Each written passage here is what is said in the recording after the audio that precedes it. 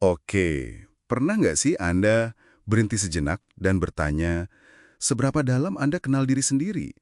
Maksudnya bukan cuma soal nama atau pekerjaan ya, tapi apa sih yang ada di balik pikiran Anda, perasaan Anda, kekuatan yang mungkin tersembunyi, atau bahkan area blind spot itu? Nah, penjelajahan kita kali ini, kita mau gali lebih dalam komponen pertama dari kecerdasan emosional, yaitu kesadaran diri. Kita punya beberapa riset dan artikel nih, termasuk dari HBR, yang nunjukin kalau ini tuh bukan sekedar, renungan biasa. Tapi ini fondasi penting banget buat efektivitas, buat ketahanan diri, dan kepemimpinan yang autentik. Jadi misi kita kali ini, kita coba ungkap beberapa cara kunci buat memperdalam pemahaman diri ini. Gimana? Setuju banget. Dan pemahaman diri ini rasanya makin krusial ya. Di dunia yang sekarang ini, yang serba cepat, kompleks, mengenal diri lebih baik itu bukan cuma soal, introspeksi pasif gitu. Tapi ini jadi modal dasar loh. Modal buat bikin keputusan yang lebih jernih, lebih pas, dan juga buat menghadapi tantangan yang, ya ampun makin banyak aja rasanya. Ini titik awalnya kecerdasan emosional yang benjeran. Oke, kita mulai dari yang mungkin sering kita dengar ya, mindfulness. Kesadaran penuh. Ini kan sering dikaitkan sama meditasi, duduk diam gitu. Tapi sebenarnya lebih luas dari itu kan? Lebih ke melatih perhatian kita pada apa yang terjadi saat ini. Pikiran kita, perasaan kita. Tapi kuncinya, tanpa langsung dihakimi. Oh ini bagus, ini jelek. Gitu kan? Beberapa sumber bilang ini penting biar kita dibimbing kebiasaan baik, bukan malah dikendalikan sama pola-pola otomatis kita. Betul, betul sekali. Dan manfaatnya ini udah banyak risetnya. Ada yang nunjukin performa kerja bisa naik, kreativitas juga lebih terasah, fokus lebih gampang, bahkan hubungan sosial bisa lebih baik, lebih karismatik katanya. Keren ya. Ini kayak melatih otot mental kita gitu. Dengan mindfulness, kita jadi lebih peka. Kita bisa sadar sebelum kita terpancing sama emosi negatif atau pikiran yang itu-itu aja. Kayak contohnya di sumber kita ada Cynthia yang terus merasa bersalah, atau Jeffrey yang gampang marah itu kan. Kita jadi ngeh sama pola pikir kaku atau respons otomatis yang seringnya nyangkut dari masa lalu. Oh, jadi kayak ngasih jeda gitu ya. Mhm. Antara ada sesuatu terjadi, stimulus, sama respons kita. Respons, jadi nggak langsung nyamber gitu. Kita bisa milih respons yang lebih bijak mungkin ya. Nah, ini nyambung ke yang namanya kelincahan emosional gitu. Kemampuan buat nerima emosi yang sulit tanpa harus langsung bertindak gegabah ngikutin dorongan hati. Persis, itu dia intinya. Memberi ruang. Nah, ngomongin pemahaman diri, ini juga erat banget kaitannya sama cara kita melihat masa lalu, cerita hidup kita. Ini bukan cuma sekedar nostalgia ya, tapi soal makna apa yang kita kasih ke pengalaman itu.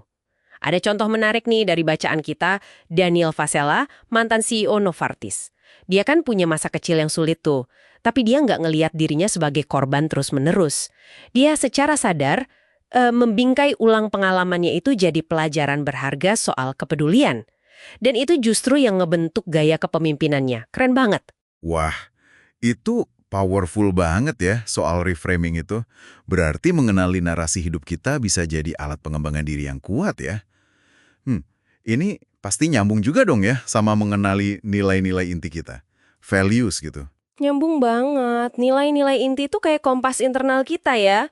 Pertanyaannya, dari mana sih datangnya nilai-nilai Anda? Integritas kah? Pertumbuhan? Kontribusi? Atau apa? Dan gimana nilai-nilai ini yang beneran penting buat Anda muncul dalam tindakan sehari-hari? Sumber kita juga menyoroti pentingnya paham soal motivasi. Ada yang dari dalam diri, intrinsik, kayak rasa puas belajar sesuatu. Ada juga yang dari luar, ekstrinsik, kayak pengen dipuji atau dapat bonus. Dua-duanya ada perannya sih, tapi kesadaran diri bantu kita tahu mana yang benar-benar bikin kita klik dan bergerak. Nah, ngomongin kenal diri, ada bagian yang seringnya gak gampang nih. Blind spot, titik buta. Area di mana kita ngerasa udah oke, tapi ternyata orang lain lihatnya beda. Persepsi kita meleset. Di salah satu artikel, ada cerita David Pottruck, mantan CEO juga. Dia kaget banget waktu dikasih tahu koleganya nggak percaya sama dia. Pasti sakit ya dengarnya, tapi umpan balik kayak gitu, sepahit apapun penting banget kan? Biar kita tahu dampak nyata perilaku kita ke orang lain. Iya, umpan balik, apalagi yang kritis, seringkali memicu reaksi emosional yang kuat ya. Nggak enak rasanya. Nah, memahami reaksi diri sendiri, terutama pas lagi stres atau tertekan, ini aspek penting lainnya dari kesadaran diri. Ada istilahnya pembajakan amigdala, kayak ada tombol panik di otak kita gitu. Kalau lagi stres berat, tombol itu kepencet.